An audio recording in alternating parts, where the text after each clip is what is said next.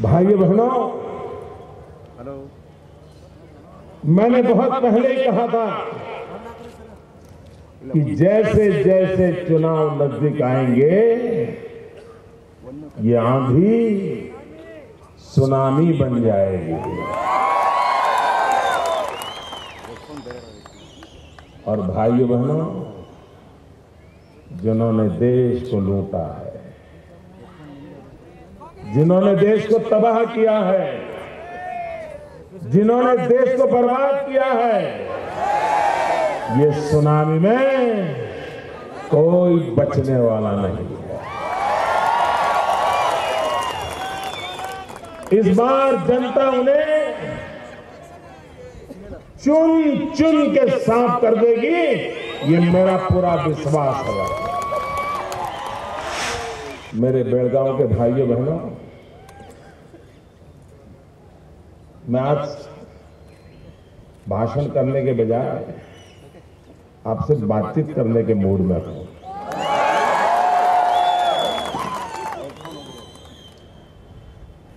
आप मुझे बताइए भाइयों, ये चुनाव लोकसभा का है कि नहीं है? प्रधानमंत्री चुनने के लिए है कि नहीं है? पार्लियामेंट का मेंबर चुनने के लिए है कि नहीं है? तो चर्चा किसकी होनी चाहिए? मुझे बताइए, चर्चा किसकी होनी चाहिए? दिल्ली सरकार की चर्चा होनी चाहिए कि नहीं होनी चाहिए? दिल्ली सरकार के कामों का हिसाब लेना चाहिए कि नहीं लेना चाहिए? दिल्ली सरकार में बैठे हुए लोगों ने अपने कामों का हिसाब देना चाहिए कि नहीं देना चाहिए? पाई पाई का हिसाब देना चाहिए कि नहीं देना चाहिए? पल पल का हिसाब देना चाहिए कि नहीं देना चाहिए? दे रहे हैं क्या? मुझे बताइए, दे रहे हैं क्या? एक भी सवाल का जवाब दे रहे हैं क्या? एक कांग्रेस पार्टी का अहंकार 7वें आसमान पर पहुंचा हुआ है। वे जनता को उन्हें जवाब देना चाहिए, ये बात मानने के लिए ही तैयार नहीं है। वो तो यही है, ये तो हमारे परिवार के लिए लिखा हुआ है, हमें मिलने ही वाला है, हम कोई जवाब देने के लिए बंधे हुए नहीं है। और ऊपर से चुनाव लोकसभा का है, चुनना प्रधानमंत्री को है, चुनना पार्लियामेंट के मेंबर को है। और आजकल बातें क्या करते हैं? गुजरात का गुब्बारा फूट जाएगा, गुजरात का गुब्बारा फूट जाएगा।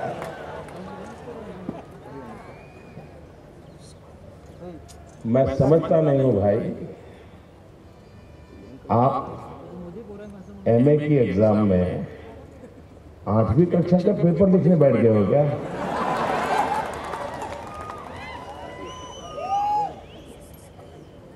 भाई एमए की एग्जाम देनी है तो जरा एमए की एग्जाम में बैठो ना। लेकिन भाइयों बहनों, वे जवाब देने को तैयार नहीं है। लोकतंत्र में चुनाव एक लोक शिक्षा का भी पर्व होता है। राजनीतिक दलों का दायित्व बनता है और विशेष करके जो सत्ता में बैठे हैं, उनकी जिम्मेवारी बनती है कि वो जनता को जवाब दें। 5 साल में उन्होंने वादे क्या किए थे और काम क्या किया, इसका जवाब देना चाहिए। लेकिन ये जवाब नहीं दे रहे हैं, आरोप कर रहे हैं। अभी शहजादे जी ने कहा कि हमारे दिमाग में इंफ्रास्ट्रक्चर का मैप पक्का तैयार है। मैं जरा पूछना चाहता हूं, आपको मैप बनाने में 60 साल लगे क्या? ना, मैप तैयार करने में 60 साल लगे। अगर मैप बनाने में 60 साल लगे तो जमीन पर उतारने में तो 600 साल लगेंगे भाइयों। क्या आप 600 साल के लिए इंतजार करने को तैयार हो? कोई मुझे बताइए भाइयों, आज जब ग्लोबल इकोनॉमी का जमाना है, विश्व व्यापार किसी भी राष्ट्र के लिए महत्वपूर्ण अंग बन गया है। विश्व व्यापार करने के लिए सबसे बड़ा इंफ्रास्ट्रक्चर होता है पोर्ट सेक्टर, बंदर बनाना, नए बंदर बनाना। मुझे बताइए भाइयों, पिछले 15-20 साल में कर्नाटक जिसके पास समुद्री तट है, एक भी पोर्ट नया बना है क्या? जरा बोलो तो, बना है क्या? शहजादे जी जरा बताओ तो सही, आपके मैप में क्या समुद्र किनारा है क्या कर्नाटक का? क्या आपके मैप में कर्नाटक के समुद्र तट पर कोई नए बंदर बनाने की योजना है क्या? भाइयों बहनों, इन्हें समझ ही नहीं है कि कर्नाटक जैसा राज्य जो राष्ट्र की समृद्धि में बहुत कंट्रीब्यूट कर सकता है, उस राज्य के अंदर इंफ्रास्ट्रक्चर की सुविधाएं आपने सोची तक नहीं है। शहजादे जी, मैं नहीं जानता हूं मेरे सवालों के जवाब पूछने के लिए आप कहां जाओगे। पूछने जाते हैं, मोदी जी ने ये पूछा, मैं क्या जवाब दूं? अटल बिहारी वाजपेयी जी की सरकार ने स्वर्णिम चतुष्क की रचना की। इस बात को हमें मानना होगा। इतिहास में हम इंफ्रास्ट्रक्चर के क्षेत्र में देश में रोड नेटवर्क खड़ा करने में शेरशाह सूरी का लोहा मानते हैं। शेरशाह सूरी ने ग्रांड ट्रक रोड की कल्पना की थी और बनाया था।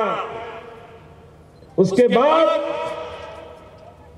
अटल बिहारी वाजपेयी की सरकार थी जिसने स्वर्णिम चतुष्क का सपना देख करके इंफ्रास्ट्रक्चर का एक अद्भुत काम पेश किया था। लेकिन आपने आकर के उस काम को रोक दिया। क्या आपके दिमाग में इंफ्रास्ट्रक्चर का ये मैप है क्या कि कहां रोकूं, कहां तोड़ूं, कहां अटकूं? क्या यही काम है क्या? आप जवाब दीजिए देश को। अभी भारत सरकार ने सुप्रीम कोर्ट में एक एफिडेविट की है।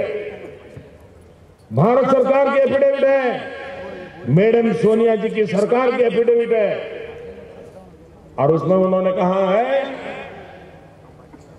कि अटल जी की सरकार के समय जितने रास्ते बने, हिंदुस्तान आजाद होने के बाद जितने रास्ते बने थे, उसमें आधे रास्ते अकेले अटल जी के कालखंड में बने थे, और बाद में यूपी आने के बाद सब उल्टा पुल्टा हो गया। भाइयों बहनों, शहजादे जी, आप इंफ्रास्ट्रक्चर के मैप की बात करते हो। आप मुझे बताइए भाइयों बहनों, आज जीवन में बिजली महत्वपूर्ण है कि नहीं है? क्या बिजली के बिना जीवन चल सकता है? जितनी जरूरत पानी की है, जितनी जरूरत हवा की है, आज उतनी ही जरूरत बिजली की हो गई है कि नहीं हो गई है? बिजली मिलनी चाहिए कि नहीं मिलनी चाहिए? आपको मिलती है? जरा बोलो तो। नहीं मिलती ना? भाइयों बहनों, गुजरात में गांव में भी 24 घंटे बिजली मिलती है। और जब मैं लोगों को कहता हूं कि मेरे राज्य में 24 घंटे बिजली है, तो लोग मुझे पूछते हैं कि महीने में कितने दिन? मैं उनको समझाता हूं भाई 365 दिन, तो उनको आश्चर्य होता है। वो मुझे पूछते सच बताते हो, ऐसा होता है? भाइयों बहनों, अगर इरादा नेक हो, जनता के दुखों की पीड़ा की संवेदना हो, तो समस्या के समाधान निकल आते हैं।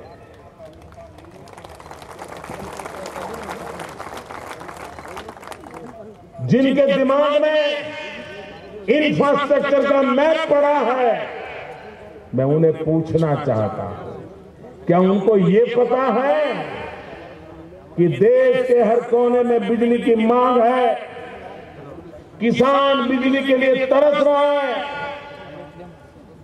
स्कूल के अंदर बच्चों को कंप्यूटर चलाना है, बिजली नहीं है, गांव में लोगों ने मोबाइल फोन खरीदा है, लेकिन चार्जिंग कराने के लिए दूसरे गांव जाना पड़ रहा है।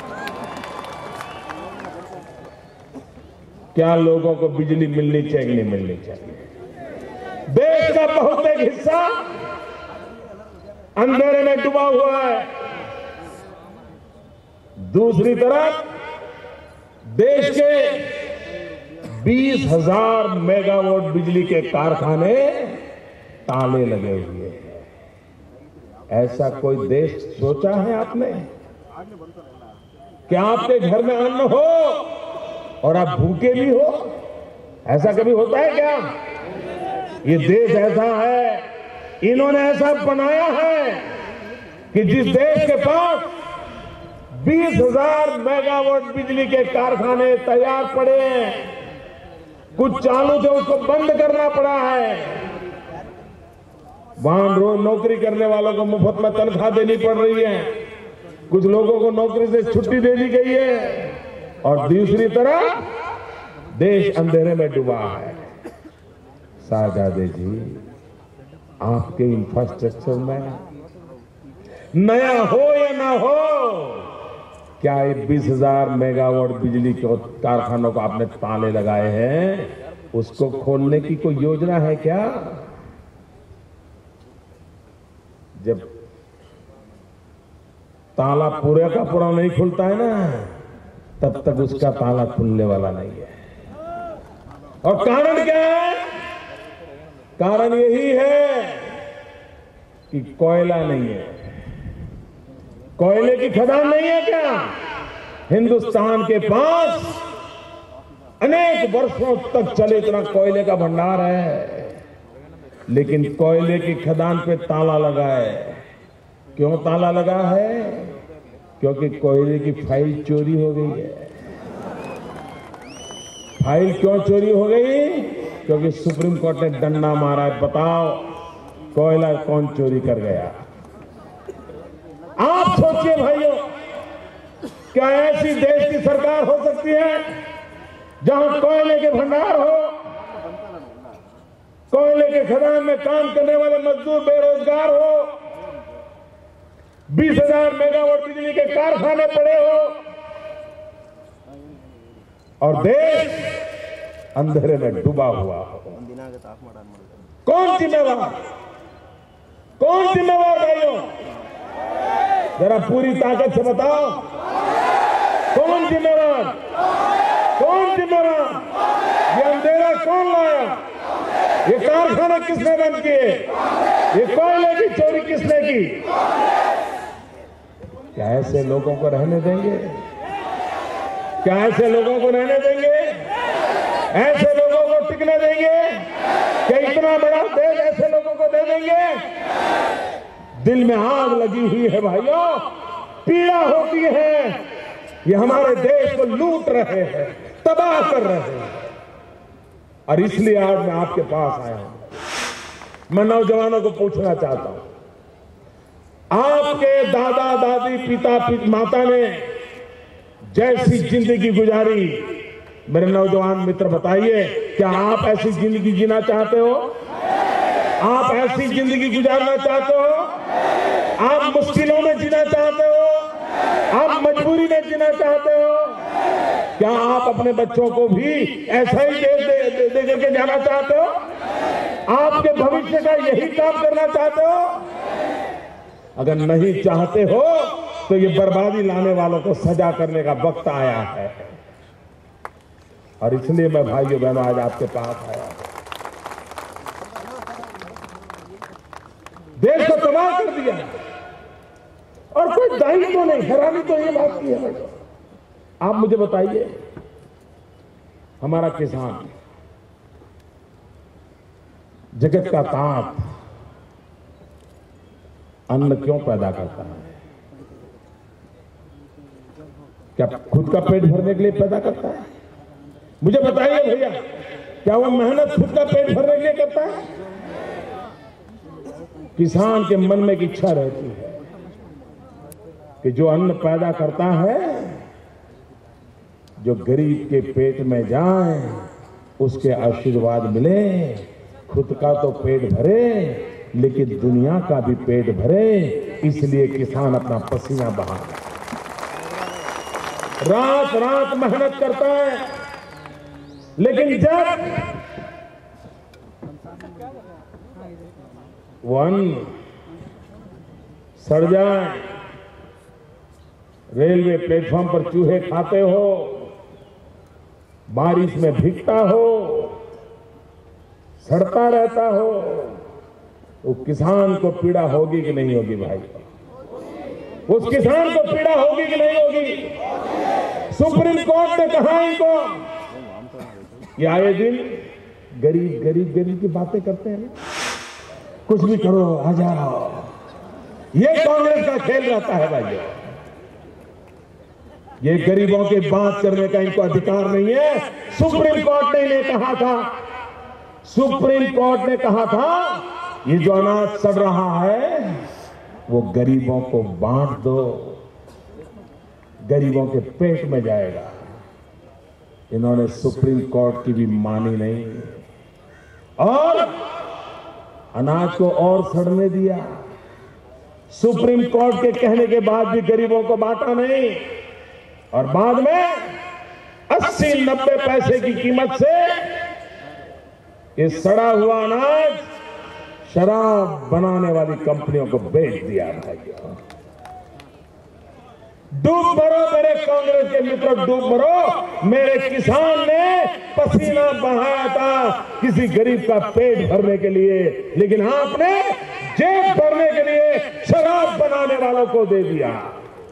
भाइयों बहनों, इसलिए मन में गुस्सा आता है। आंखों के सामने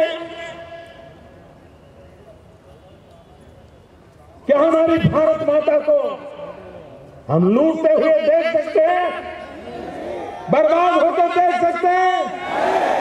गरीब पीड़ित शोषित दलित मजबूरी में जिए, क्या हमारा देश ऐसा हो? भाई बहनों, बदला जा सकता है और बदलने के लिए हमने बीड़ा उठाया है। मुझे आपके आशीर्वाद चाहिए। देश वादों से तंग आ चुका है, देश को इरादा चाहिए और मैं वादे नहीं, इरादा लेकर के आया हूं।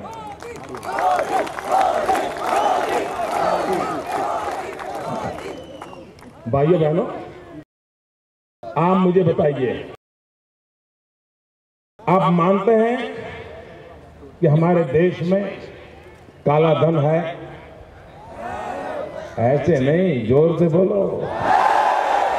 आप मानते हैं कि विदेशी बैंकों में हिंदुस्तान का काला धन है? आप मानते हैं कि देश के कुछ चोर लुटेरों ने विदेशी बैंकों में हमारा पैसा जमा किया है? आप मानते हैं कि वो रुपये वापस आने चाहिए? दुनिया के किसी भी देश में हिंदुस्तान का पैसा रखा गया है, पाई पाई वापस लानी चाहिए कि नहीं लानी चाहिए? काला धन वापस लाना चाहिए कि नहीं लाना चाहिए? आप तो हाँ ही कहोगे ना, आपका क्या जाता है? आप न क्यों कहोगे मुझे बताओ? आप मना क्यों करोगे? आप हाँ कह रहे हैं क्योंकि आपका एक भी पैसा वहां नहीं है। ना कौन कह रहे हैं? ना कौन कह रहे हैं? क्यों कह रहे हैं? क्यों कह रहे हैं? उन्हीं के पैसे हैं और उन्हीं से मिली भगत करने वालों के पैसे हैं। भाइयों बहनों, मैंने ठान के रखी है, अगर आप मुझे आशीर्वाद देंगे, मौका देंगे, मैं पाई पाई वापस लाऊंगा।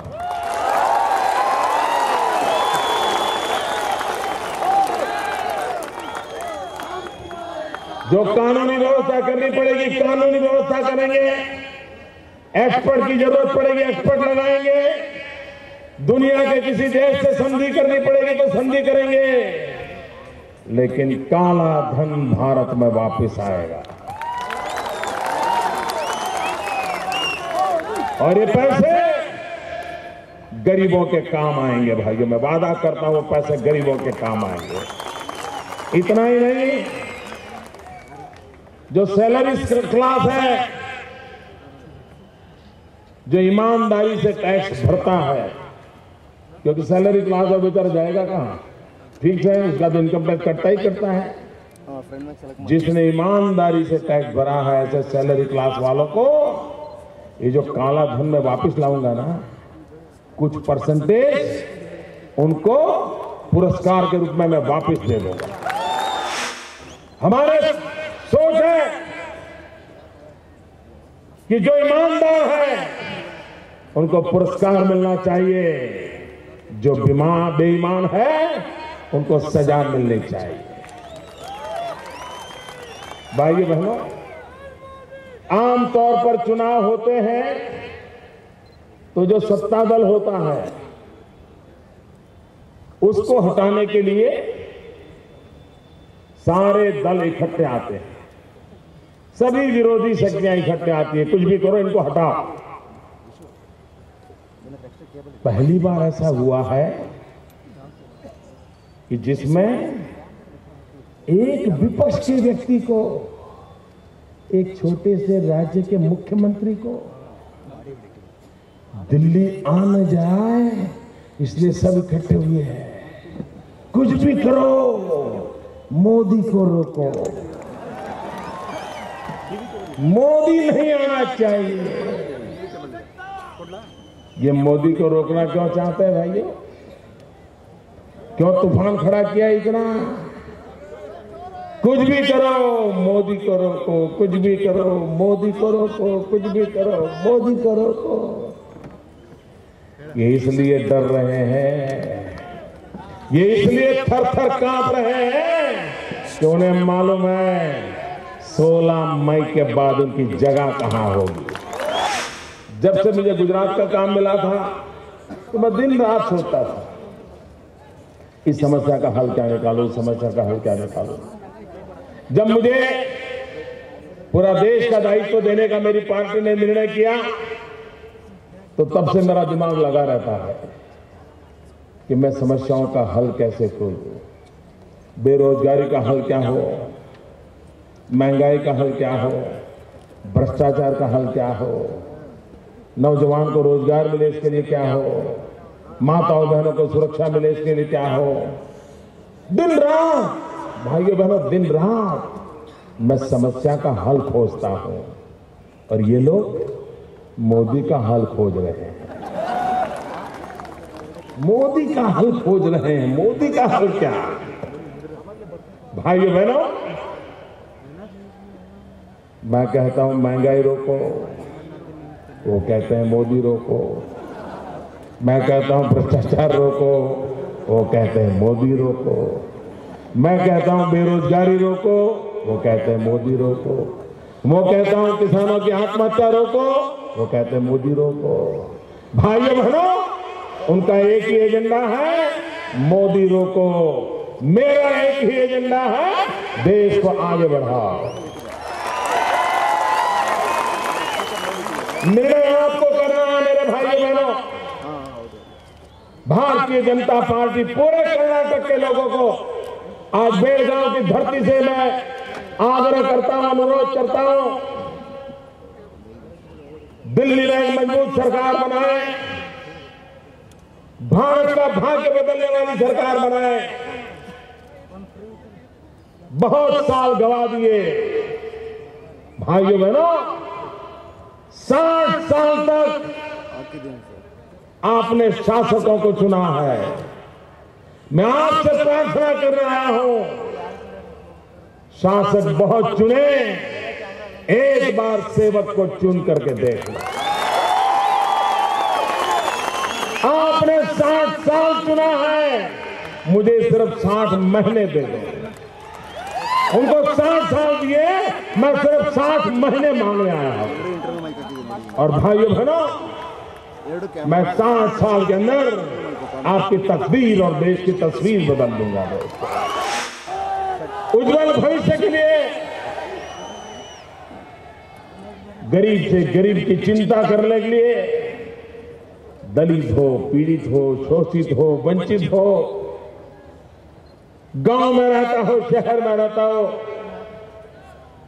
शिक्षा नसीब हुई हो ना हो, गरीबी में पला बड़ा हो, उन सबके जीवन में एक बदलाव आए, देश नई ऊंचाइयों को पार करे, इस सपने को लेकर के मैं आपके पास आया। भाइयों बहनों, मुझे आपका आशीर्वाद चाहिए, आपका समर्थन चाहिए। देश की भलाई के लिए देश को मजबूत सरकार चाहिए। और मैं इरादा बताता हूं, और पत्रकार मित्र भी मेरा हिसाब लिख लें, जरूरत पड़े तो मेरे को हिसाब मांगना। मैं दिमाग में मैप वाला इंसान नहीं हूं।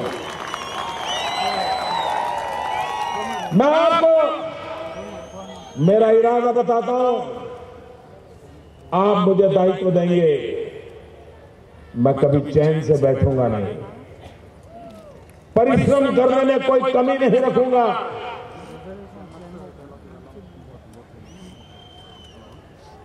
जनता की भलाई के लिए सोचूंगा, काम करूंगा।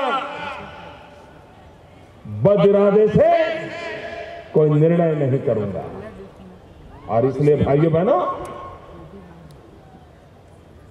मैं आज आपके पास आया,